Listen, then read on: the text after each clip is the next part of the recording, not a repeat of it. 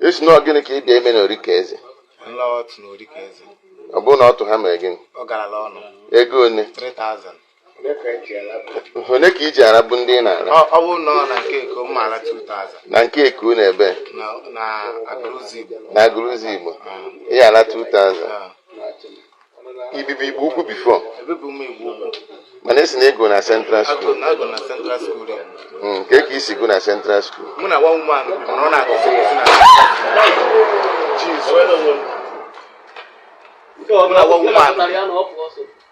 Mụ na one woman bi mana ọ na-akụzi nkụzi n'Igbo-ukwu. Mụ na ya na-abụ nọ 3 years and so otu aka nsi wee gụọ akwụkwọ n'Igbo-ukwu gụchazie primary 6 nzi Igbo. So ka esi ji ori n'Igbo-ukwu?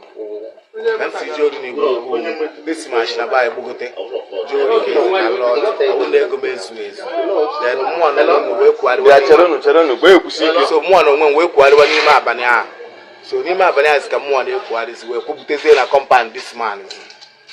So wee wụrụ na the man kuchizie m n'ime room ya.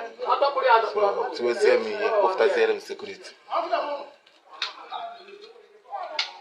Ị na-ekenekwa ndị sekuriti ebe a na-arụkwa ọrụ ọfụma? Ha na-arụ ọrụ ọfụma. Kedu advice ị nwere inye ndị ọzọ na-ezu ori? Advice nwere inye ndị ọzọ na-ezu ohi wụ na onye adịghị mma. Onye adịghị mma. Ka ihe tiri gị n'ori? Nwa m etiri m adị m ezigbo onye kedu ihe niile a mee gị n'isi bụ gịnị? Akpa mma niile adịghị n'isi kedu ihe ọ bụ? Ndị sekuriti ebe? Gị nke ha mee gị? Ha na-eti m ihe niile anọ. Ha na-eti gị ihe niile? Gị nke ime ha ji eti gị ihe niile? Ori zuru ezu. Apa ndị nke adịchakwana gị n'obi? Sekuriti ya akwa. Sekuriti ahụ? So ugboro ole ka ha zugoro ha tigoro gị ihe? Ebe 3 times. Yeah? Which means you be ezigbo onye ori. Yeah? Arụ ole ka ị dị? How many years? 23 years. 23 years. Isi na ibu ọya. Ọya gịnị ka ibu?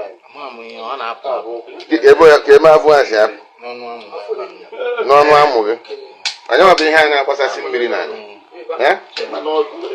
Oke ị na-ejede ịlakwa apụ na ebe amụ gị na-apụ abụ? Ama m na orugo dịka lefel anụ. Ozi no anọgidere m je ka je n'ọma amịrị amụwa m wụ inizi m amịrị ewuzie wahala. Okay, ibutezie ya ka ike n'Igbo-ukwu. Ibunye ha na Orikeze ka ndị Igbo-ukwu wee buru be ndị. Ihe eji kondom. Okay, ịlaikiri ịla ọtụ. And ego ị na-ezute bụ ọtụ ka iji ya ara. 3 years. Okay. Madam. I'm here. Morning, no. Hello, Toshaga. We thank God. Anyị shiri ike. Anyị dị ike. Okay, my brother. Okay, kelee dị Chineke. Amen. Kelee dị Chineke. Amen. Nwanne m, ịma ana m efolo gị. Abụ onye ụmụju Amandụba. Okay. Echi m na family of Igbo, you know. Okay, sir. Last time ago, you know, I make your program, you know. Last time ago, I was getting element about Chukwuka. Yes. Otoji Abagwa. Nwanne m nwoke nke weziokwu that boy. I had to apply your order. From the one who bidoro ihe ka m kpụrụ ya as my junior brother kọwala na ebe ahụ na-aga ụzọ adịghị. Okweghị ege ntị. Ma nne ya ma nna ya ndị famili niile otu aka isi adị ya. So ọ bụrụ na o nwere onye ọbụla anyị na-enwere owó esemokwu ya takalọ ya onye ka aghara iji gị famili maka famili ha sọpọtụ ya. I'm telling you. Onweghị onye na famili ha sọpọtụ ihe ọ na-eme. Even ka m na-agwa gị ihe o ruole 10 to 15 years ụkwụ ya mabeghị na baị. You know? So when o wetere m na oshiridere gị ido ị na-alament o wetere m my way safe ka ọ ga-ewu m depụta were ekwensu. So iwee soro m gbasa ozi na famili anyị enweghị mgbe anyị ji sọpọtụ enyi nwoke a ihe ụlọ na-eme ọ dịsi ka ọ na-eme ofu onye ofu vileji anyị ma akwụkwọ famili sọpọtụ ya. So nwanne m oge a ka o si dị. Okay, I'm sorry na about that. Man, I hear I'm going to the situation. Thank you, sir. You got that? Thank you. Okay, my brother. Oh, yes, my brother. One email. Oh, yeah. Oh, they are going to support you and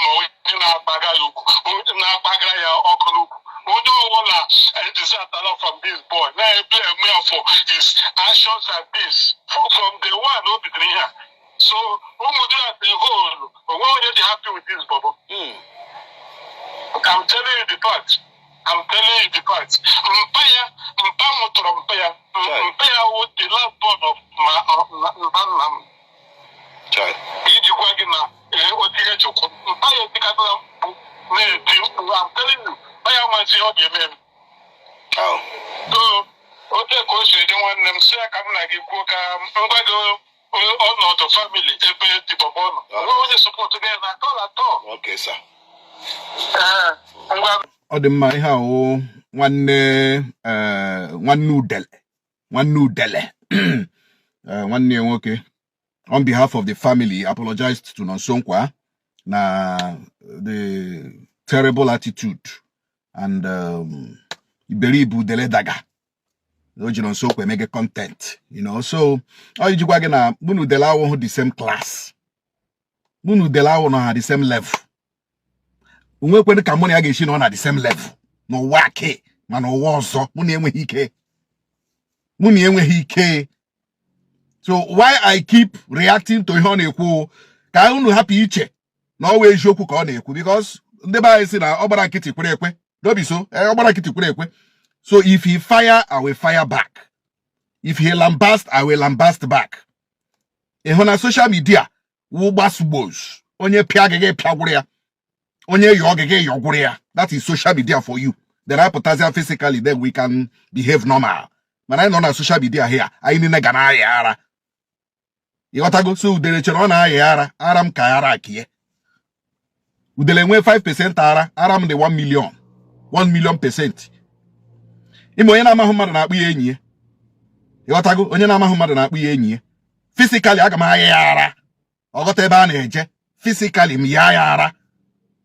But since the family Ariola, we have a lot of videos where Udele implicated himself. He will buy Ndibo, he will buy 2 years, he will buy. We have a lot of videos. You know, I will keep, in fact, I don't know how family are run. I plan to challenge him this week. He posts to my certain videos and obodo talk. You know, Manko Okuru. About the family Ariola. But also again, I will post those videos. I'm a social media. I'm not a gentleman. I may look gentle, but I'm a gentleman. Oh, a policeman. When you police, I'm gentle. I will na barracks. But since the family Ariola Nonso Nwka, no when any family member na support him, I will forgive him. You know, I will forgive him. And I will not mention the family again because the family onye chi tackle ya tackle ya asu delo. Ya tackle ya asu dele. Ya batala family ha. Because family of Ebu, our family name be here. Family of Ebu, I dogidele this guy akananti, dogide akananti oda anonte. For the past 15 years, all rubu mudurum amandoba. For the past 15 years, with the Lala Rubu Lonia, I will go to his father's house. Very soon, I make video. No mudramandoba. Jindem mado. Ulo dele. Yes, I will go to mudramandoba. I'm a ganu lumpia. Ulumpia on Alabe for 50 years. More on Sonkwa. Gaija kam garuli and ulumpia. On our weara. Au monyara. I demand. I demand. I'm my ala. So each any social media gives you a bagging kitty. Oh, wow. Am I Quasagara guy? If you know I'm a crawling in guy. In out of them, oh, yes. Each a day, my here. Man, away hema. The family has showed displeasure or disgruntledness at what you do, you know. But I want to tell you, Ogumonage Bibe, Udele, Ogumonage, personally, Ogumonage Bibe. It's okay, on social media. Well. And I'm waiting for you to reply to this video. Udele, and me chegi, can reply at this video. So, Madam Nonso Nwka, don't be replying that anumpam. Don't be replying. No, I ain't here on social media. Araka ain't about here. On social media here, we are all mad. We are all colos. You share the man on social media. But I put a physical, we can pretend. You share the man as far as social media is concerned. Nah,